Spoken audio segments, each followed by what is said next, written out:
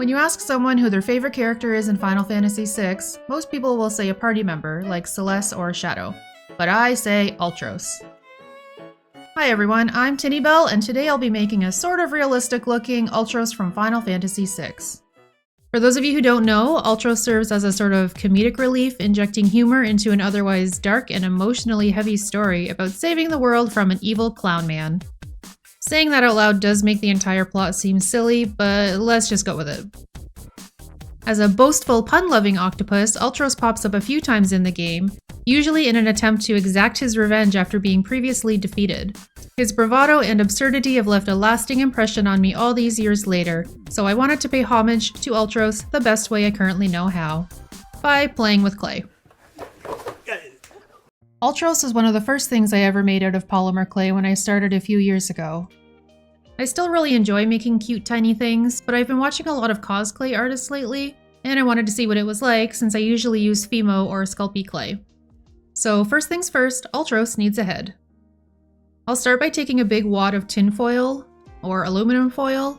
Anyway, I'll take a big wad of tinfoil and ball it up. With an Ultros-shaped head starting to form, I'm just going to put on some masking tape over top of the foil to help the clay adhere better. If anyone knows if this step is really necessary or not, let me know in the comments. I've heard to both use it and skip it. Now that I have a somewhat spherical shape, I'm going to cut a little less than half of it off to create a flat base that I can later attach some tentacles to.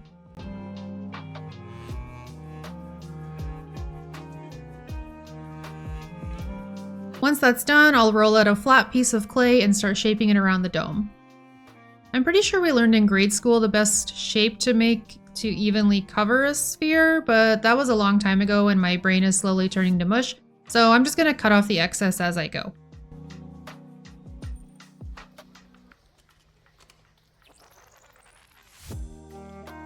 After a bit of smoothing, I'll move on to some yellow Fimo clay to create the eyes and the teeth, forgetting that Fimo can't bake at a temperature as high as cos clay, but at this point I don't really want to start over, so on we go.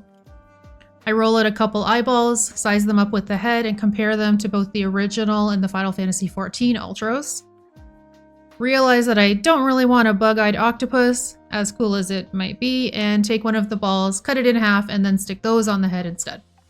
I then roll out some small little noodles of cosplay that I'll use as his cheeks and to help give him a more squinty-eyed look. As I've been working more and more with this clay, I am quickly realizing that it might be a new favorite. The flexibility of this cosplay, the lack of fingerprints that it leaves, and the ease of blending has really left me impressed, so I think I'm going to keep using this.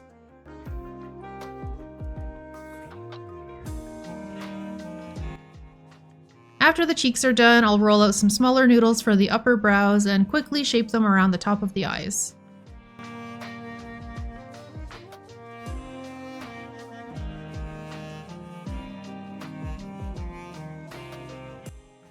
Next, it's time to make some teeth. So I just rolled out a yellow noodle and cut it up into different lengths. I then turned those pieces into pointy cones and gave them all a slight curve for a more toothy looking effect. Before popping them in the oven, I added another noodle of clay to Ultros' mouth to hold his new teeth into place. I figured I should do this to make sure that the mouth would match the teeth in case I had to remake them. Luckily, it all seems to be working out, so after baking the teeth and letting them cool, I take my ball tool and I stick some tooth holes into his freshly made gingiva. Then I take the teeth and kind of go from bigger to smaller from the center out, and I pop those in. Once all of his teeth are in, I'll use one of my silicone tools to push the clay up against them a bit to help them stick.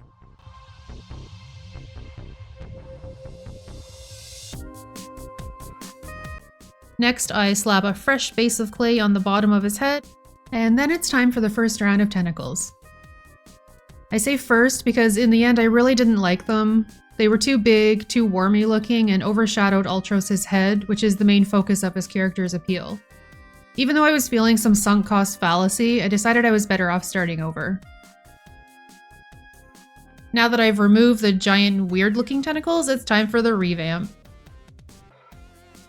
I roll out some thinner noodles, cut some wire to help shape them, and start mounting and posing them to the head before popping everything into the oven.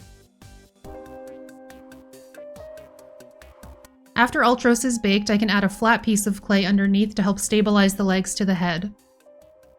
Since it's difficult to smooth out raw clay onto baked clay, I'm using isopropyl alcohol with a soft makeup brush, as well as a small silicone spatula to help blend the new clay and make it one cohesive piece.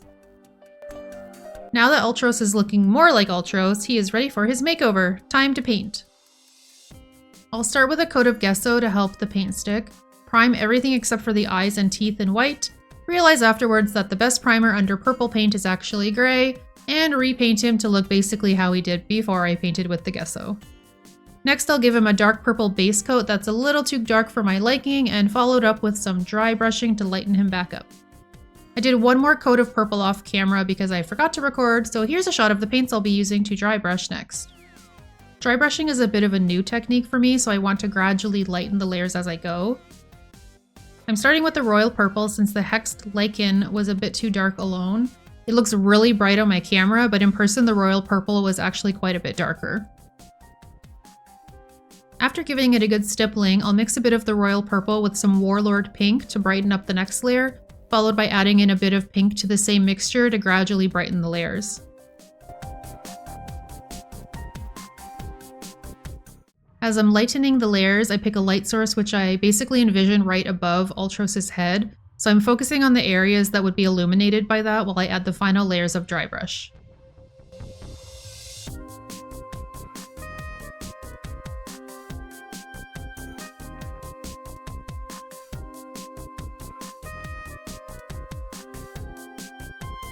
Now that Ultros has some nice detail going on, I'm just going to clean up his teeth and eyes a bit with some basic acrylic paint that is apparently called Yellow Mid. It matches the yellow clay well enough, and afterwards I can focus on adding some staining to his teeth.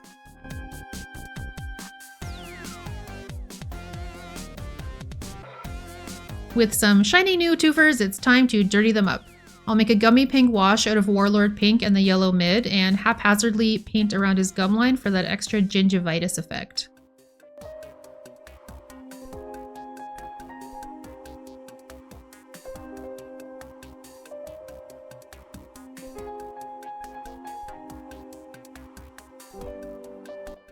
Next, I take a red acrylic marker and I start drawing Ultros' famous upward gaze.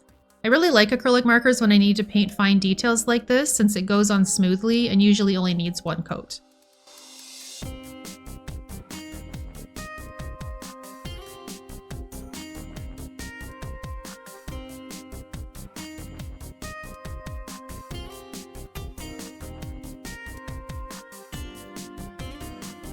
Then I use my crimson red acrylic paint and a ball tool to add his little pupils, followed by a white acrylic marker for the twinkle in his murderous eyes. And with that, Ultros is finished. Time for his photo shoot.